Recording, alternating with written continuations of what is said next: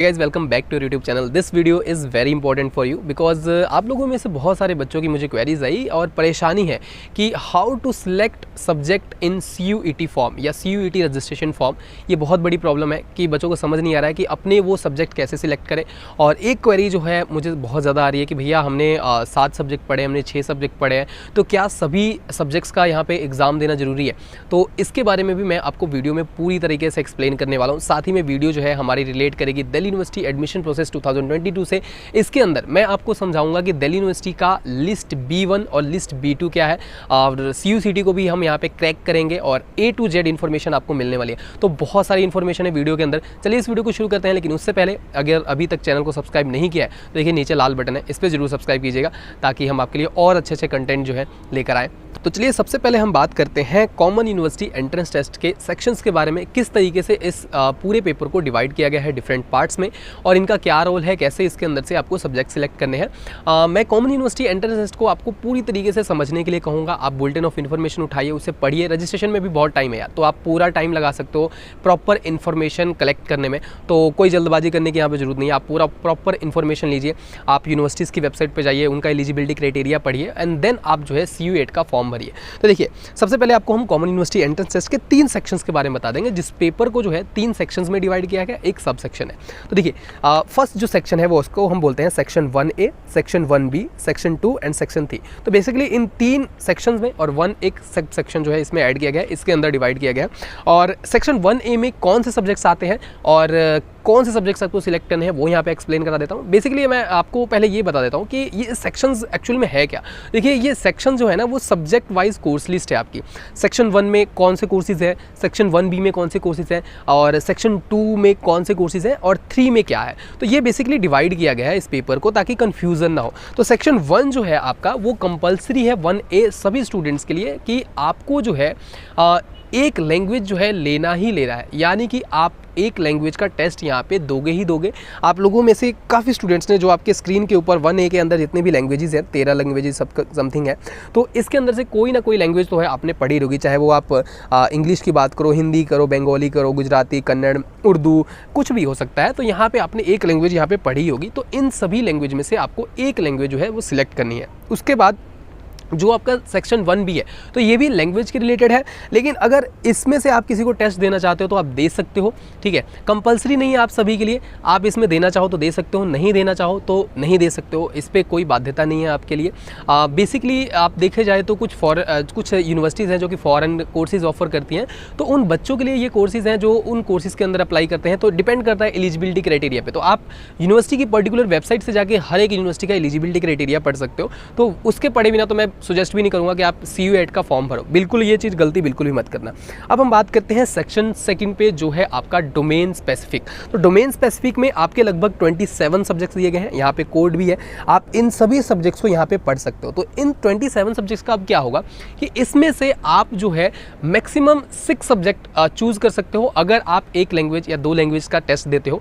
Otherwise यहाँ पे आपका लिमिट कर दिया जाएगा 5 तक। अगर आप 3 लैंग्वेज का टेस्ट देते हो तो यहाँ पे आप 5 डोमेन स्पेसिफिक का टेस्ट दे सकते हो और एक आप अपना जनरल टेस्ट दे सकते हो। तो बेसिकली आप इसमें से 5 से लेकर 6 सब्जेक्ट्स का टेस्ट जो है वो यहाँ पे दे सकते हो और इनको जो है ऑप्ट कर सकते हो। उसके बाद हम बात कर लेते हैं सेक्शन 3 की। ये देखिए सेक्शन 2 के और सब्जेक्ट्स हैं, इसमें आपसे आप मैच के लिए जो भी आपने पढ़ा है वो इसके अंदर सब्जेक्ट जरूर होगा। उसके बाद या फिर कोई सिमिलर मैच करता हुआ नेम होगा। उसके बाद जो आपका 3rd सेक्शन है वो है आपका जनरल टेस्ट। अब जनरल टेस्ट जो है ये भी आपका ऑप्शनल है, ये अगर आप देना चाहते हो तो दे देना। मैं तो सजेस्ट करूँगा कि अगर आप अच्छे हो, आप कॉम्प्रिहेंशन में अच्छे हो, आपके जनरल अवेयरनेस अच्छी है, आपको करंट अफेयर्स अच्छे से आते हैं, रीजनिंग अच्छे से आती हैं, तो आप जो है ये टेस्ट दे दीजिएगा। बिकॉज इसका बेनिफिट होगा आपको कि कई बार क्या होता है कि ओपन एलिजिबिलिटी के कोर्सेज होंगे, जैसे कि BA प्रोग्राम हो गया, BCom प्रोग्राम हो गया, तो यहाँ पे आप जनरल टेस्ट को एज अ सब्जेक्ट यूज़ कर सकते हो। और जहाँ तक मुझे पता है कि इसका जो वेटेज है एज कम्पेयर टू एक डोमेन स्पेसिफिक सब्जेक्ट से ज़्यादा होगा, बिकॉज इसके अंदर 60 क्वेश्चन है, बाकियों के अंदर आपको 40 क्वेश्चन करने हैं। तो यहाँ पर DU की जो प्रेजेंटेशन भी दिखाई गई थी UGC की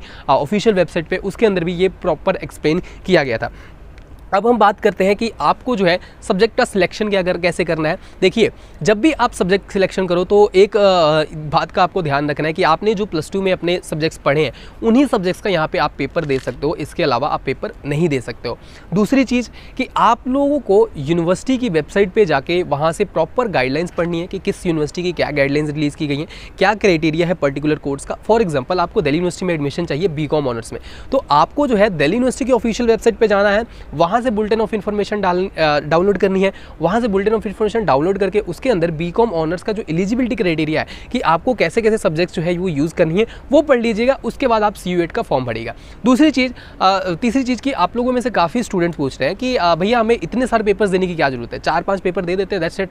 देखिए, मैं आप लोगों को सजेस्ट करूँगा जितने पेपर दे सकते हो ना, जितने पढ़े हैं पेपर, सबके पेपर दे देना।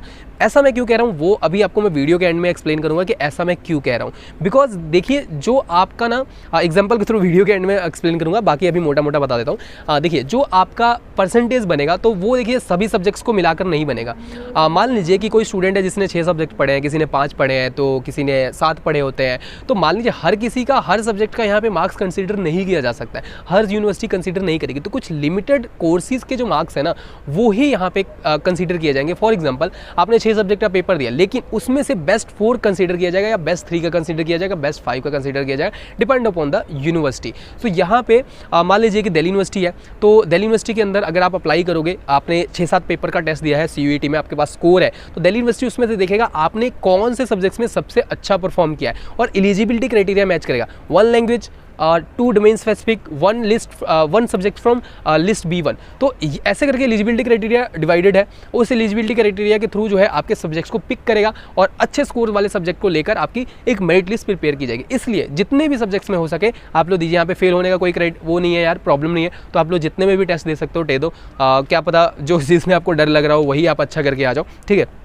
उसके बाद यहाँ पर हम बात करते हैं, ये आपके स्क्रीन के ऊपर है Delhi university official Delhi university की तरफ से जारी किया गया लिस्ट, जिसके अंदर एलिजिबिलिटी क्राइटेरिया और लिस्ट A और लिस्ट B1 और B2 को यहाँ पे एक्सप्लेन किया गया। तो लिस्ट A1 में बेसिकली वही लैंग्वेजेस ऐड की गई हैं जो मैंने आपको सेक्शन 1 में बताया अभी CUET के। तो इन लैंग्वेजेस में आपको एक लैंग्वेज तो लेना कंपलसरी है कि एक लैंग्वेज का टेस्ट आपको CUET के पेपर में देना होगा, तभी आप किसी भी कोर्स के लिए एलिजिबल होगे। हर एक कोर्स में आपको लैंग्वेज तो यहाँ पे मैंडेटरी रखा गया। हो सकता है कि उसका वेटेज जो है अलग अलग हो, जैसे BSc के कोर्सेज में जो होता है कि 30% सिर्फ आपको मार्क्स लाने होते हैं लैंग्वेज टेस्ट में, बाकी जो वेटेज है वो PCM को दी जाती है, फिजिक्स, केमिस्ट्री और मैथ को। तो यहाँ पे लिस्ट B1 की हम बात करते हैं कि लिस्ट B1 क्या है और लिस्ट B2 क्या है। तो जिस तरीके से CUET के NTA ने एक सेक्शन बनाया है सेक्शन 2, तो सेक्शन 2 के अंदर उन्होंने 27 सब्जेक्ट्स डाल दिए। अब 27 सब्जेक्ट्स में देखिए फिजिकल एजुकेशन भी है, फिजिक्स भी है, केमिस्ट्री भी है।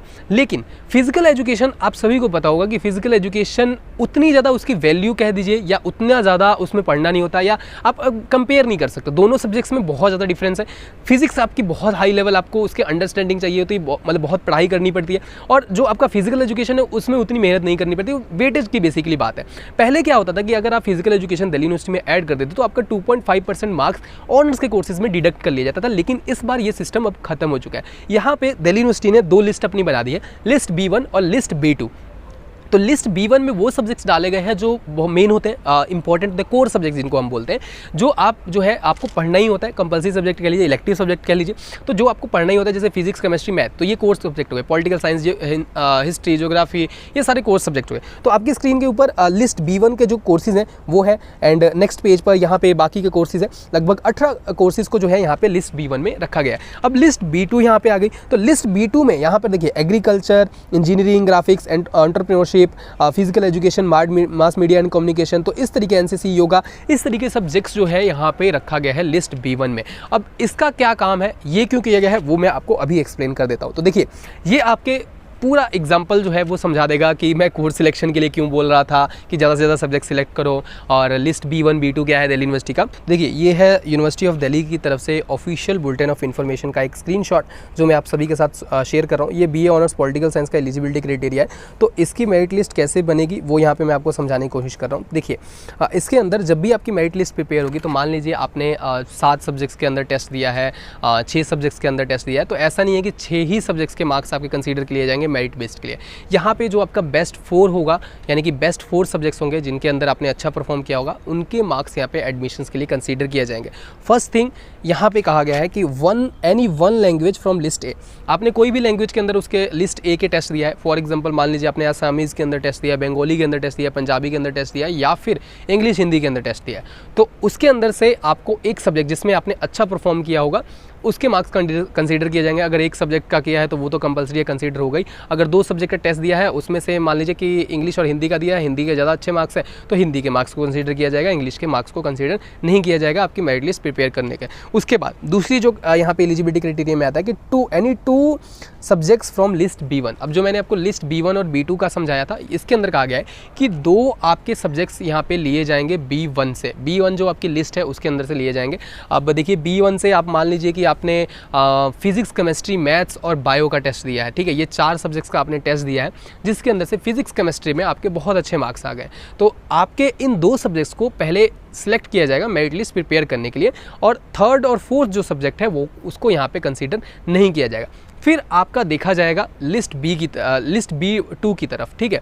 तो लिस्ट B2 की तरफ मान लीजिए फिजिकल एजुकेशन है, एग्रीकल्चर है, ये लिस्ट B2 में, इसके अंदर आपने अगर B1 के जो बाकी सब्जेक्ट्स बचे थे, बायो और मैथ्स, तो अगर उससे ज़्यादा आपने B2 में सब्जेक्ट में स्कोर किया है तो B2 के सब्जेक्ट को वहाँ पे पिक कर लिया जाएगा, क्योंकि आपका बेस्ट 4 की यहाँ पे बात हो रही है, तो आपने उसके अंदर अच्छा सब्जेक्ट्स किया गया है, स्कोर किया है। एंड इसके अंदर एलिजिबिलिटी क्राइटेरिया के अंदर कहा भी गया है any 1 subject for either list B1 और लिस्ट B2। तो यहाँ से B2 से एक सब्जेक्ट आपका ले लिया जाएगा और इन 4 सब्जेक्ट्स को मिलाकर आपकी मेरिट लिस्ट प्रिपेयर कर दी जाएगी। ये आपका एक केस हो गया।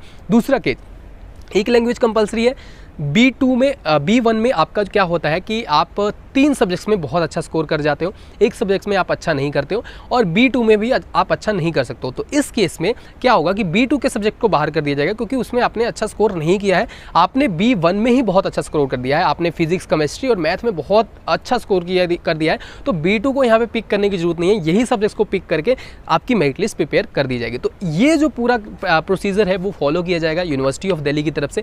ये मैं हर यूनिवर्सिटी का अपना अपना क्राइटेरिया हो सकता है, आप एक बार जरूर उस पर्टिकुलर यूनिवर्सिटी में जिसमें भी आप अप्लाई करना चाहते हो, BHU में अप्लाई करना चाहते हो, JNU में अप्लाई करना चाहते हो, या फिर इलाहाबाद में अप्लाई करना चाहते हो, तो उस पर्टिकुलर यूनिवर्सिटी का एलिजिबिलिटी क्राइटेरिया आप एक बार जरूर पढ़ लीजिएगा, ताकि चीज़ों को लेकर आपके अंदर क्लैरिटी आ जाए, आपको सारी चीज़ें जो है आपको समझ आ जाएगी। ये बेसिकली यूनिवर्सिटी ऑफ दिल्ली के संक्षेप में मैंने वीडियो बनाई है। सो आशा करता हूँ इस वीडियो से आप लोगों को यार काफ़ी इन्फॉर्मेशन मिलेगी, बात आपको समझ आ गई होगी। एंड अभी तक देखिए चैनल को सब्सक्राइब नहीं किया है, इसको ज़रूर सब्सक्राइब कीजिए। दिल्ली यूनिवर्सिटी के रिलेटेड प्रॉमिस करता हूँ कि हर एक क्वेरी का जवाब आपको मिलेगा। कोई डाउट है कमेंट बॉक्स में कमेंट कीजिए, मैं उसका रिप्लाई कर दूंगा, 100% रिप्लाई कर दूंगा। आप मुझे इंस्टाग्राम पे कनेक्ट कर सकते हो, आईडी का लिंक आपको डिस्क्रिप्शन बॉक्स में मिल जाएगा। So thank you so much इस वीडियो को देखने के लिए, सब्सक्राइब जरूर करके जाइए।